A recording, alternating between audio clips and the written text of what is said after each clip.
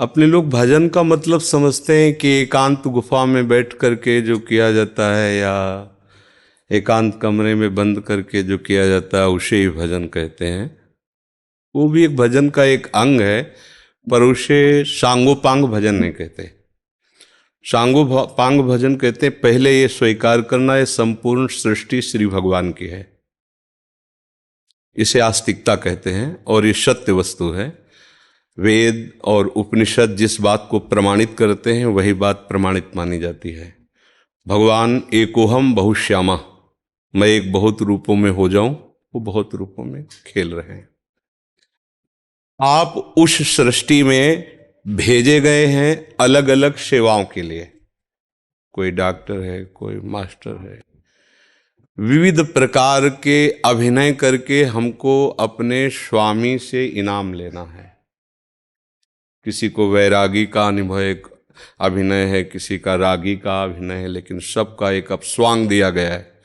अपने स्वांग को ठीक से निभा लो तो इस माया प्रपंच से मुक्त हो जाओगे, इनाम मिलेगा।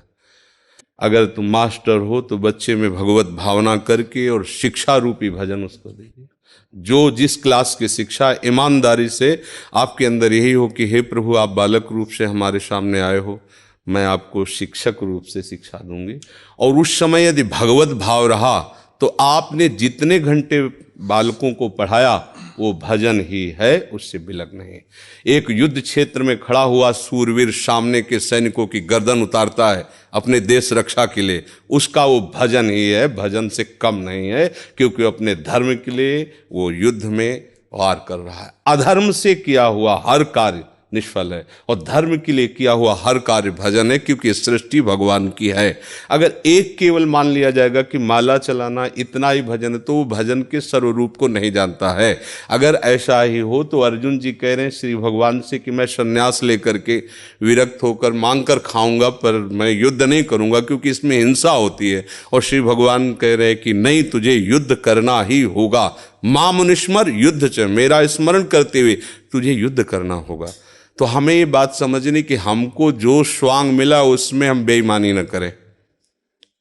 अगर आप डॉक्टर हैं तो मरीज रूपी भगवान की सर्वतोभावेन सेवा, आपको जो स्वांग मिला है आप उसमें बेईमानी मत कीजिए, सत्यता से चलिए, वही आपका भजन बन जाएगा, उसी से भगवान प्रसन्न हो जाएंगे। पर ये स्मृति रहे कि मैं किसका कार्य कर रहा हूं, बस अगर ये स्मृति चली गई तो अहंकार आ जाएगा। मैं अभिनय में श्रेष्ठ हूं, मैं अमुक श्रेष्ठ, मैं विद्वान हूं, मैं ज्ञानी हूं, मैं महात्मा हूं, मैं भक्त हूं, मैं भजन आनंदी हूं। किसी भी बात का अभिमान आ जाना उपासना की वृत्ति का नाश हो जाना है। एक छोटा सा भी कार्य आपको भगवत प्राप्ति करा सकता है, उस कार्य का उद्देश्य बदल जाए। बस हम समझते हैं माला जपना ही केवल भजन। बात सुन, एक आदमी बहुत हिंसा प्रवृत्ति का था, चोर था, और हिंसा में उसको सुख मिलता था। जैसे अलग अलग, वो इतना तमोगुणी था, जब किसी को काटता और तड़पता तो उसे सुख मिलता था। सैकड़ों हजारों को ऐसे काटता था। एक दिन एक महात्मा उसकी मार्ग से जा रहे थे, मिल गए, उसने उनको भी वैसे ही प्रताड़ित करना चाहा।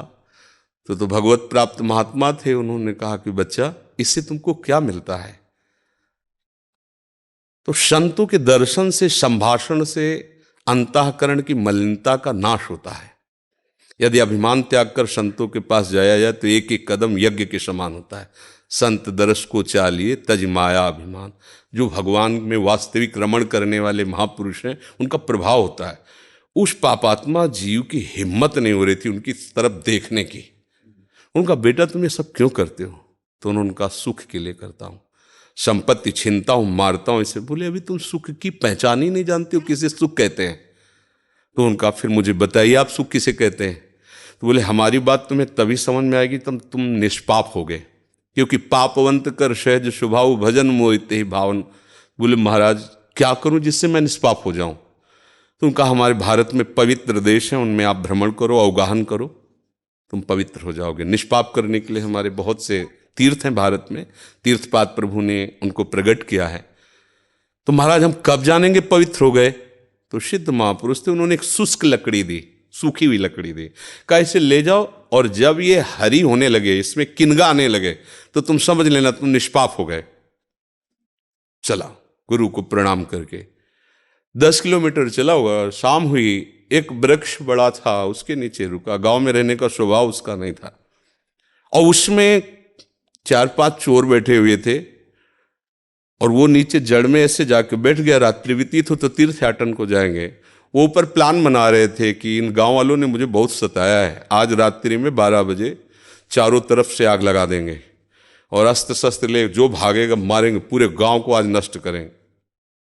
उसके कान में पड़ी बात। उसने कहा कि तीर्थ यात्रा तो जा ही रहे हैं, अगर इन जो 4 हैं 5 हैं इनको अगर मार देते हैं तो जा ही तो रहे हैं तीर्थ यात्रा में, पूरा गांव बच जाएगा। ये पूरे गांव को मारना चाहते, पशु पक्षी हैं, बहुत से जीव हैं।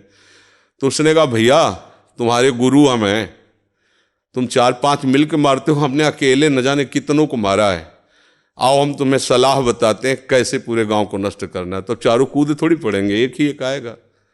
चारों को हम मार दिया। सोचा अब यहां हिंसा हो गई, नहीं रुकेंगे। लकड़ी उठाई तो हरी हो गई। उनका गुरुजी ने कहा था जहां हरी हो जाए वापस चला गया। वहां गया संत भगवान को। संत ने कहा हम जानते थे कि तुम ऐसे स्वभाव वाले हो कि तुम्हें तीर्थ यात्रा सुहाएगी नहीं, वापस आ गए। तो उनका भगवान आपकी आज्ञा पर, आपने कहा था हरी हो, देखो हरी हो गई। तो बोले कौन से तीर्थ में? बोले तीर्थ ले किया, 4 को और मार दिया है। बोले बताइए कैसे? उन्होंने बोले देखो बेटा, पहले स्वार्थ के उद्देश्य से मारते थे तो पाप हुआ, लेकिन पूरे नगर के बचाने के लिए 4 को मारा आपने। उद्देश्य आपका दूसरों के सुख के, इसलिए मारना ये आपको तीर्थयाटन से भी अधिक पवित्र करने वाला हो गया। क्रिया वही, उद्देश्य परिवर्तन, फल का परिवर्तन। यदि हम सब अपने धर्म से चले, अपने कर्तव्य को भगवान की पूजा माने, तो जो जहां है उसको अलग से कोई मार्ग चयन नहीं करना, वही भगवान की प्रसन्नता के लिए करे, उसको वही भगवान की कृपा की प्राप्ति होगी। तो आपको कोई परेशानी का विषय होना ही नहीं चाहिए। आप अध्यापक और बच्चों को पढ़ाइए और बीच बीच में राधा राधा राधा स्मरण कीजिए। जो भी कर रहे हो अपने प्रभु के लिए कर रहे हैं, ऐसी भावना कीजिए। इसमें कोई श्रम नहीं, कोई परिश्रम नहीं, कोई अलग से ऐसा नहीं कि नाक दबा के बैठना है, आंख मूंद के बैठना है।